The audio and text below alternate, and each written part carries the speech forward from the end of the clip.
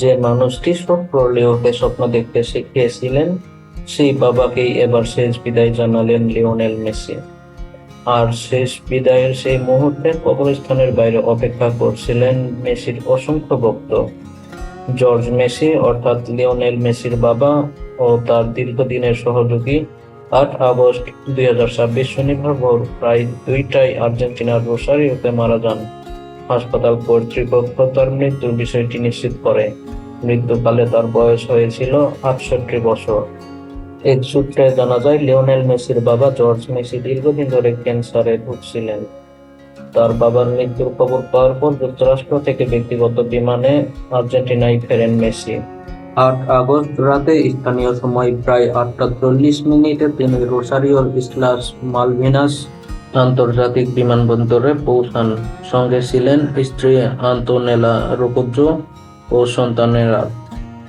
পরের দিন ৯ আগস্ট রবিবার পেরেস শহরের এল প্রাদো সেমেতেরিও পার্কে অনুষ্ঠিত হয় জর্জ মেসির শেষকৃত্য। অনুষ্ঠানটি ছিল ব্যক্তিগত। পরিবার, ঘনিষ্ঠজন এবং কয়েকজন কাছের মানুষের উপস্থিতিতেই বাবাকে শেষ বিদায় জানান মেসি। ভেতরে যখন চলছিল পরিবারের ব্যক্তিগত শেষ বিদায়, বাইরে তখন মেসির জন্য ভালোবাসা নিয়ে অপেক্ষা করছিলেন সমর্থকেরা। কেউ ফুল নিয়ে এসেছেন, কেউ মেসির জার্সি, আবার কেউ শুধু নীরবে দাঁড়িয়েছিলেন প্রিয় তারকার কঠিন সময়ে পাশে থাকার জন্য। জর্জ শুধু মেসির বাবা ছিলেন না, ছোটবেলায় তিনি লিওর কোচও ছিলেন।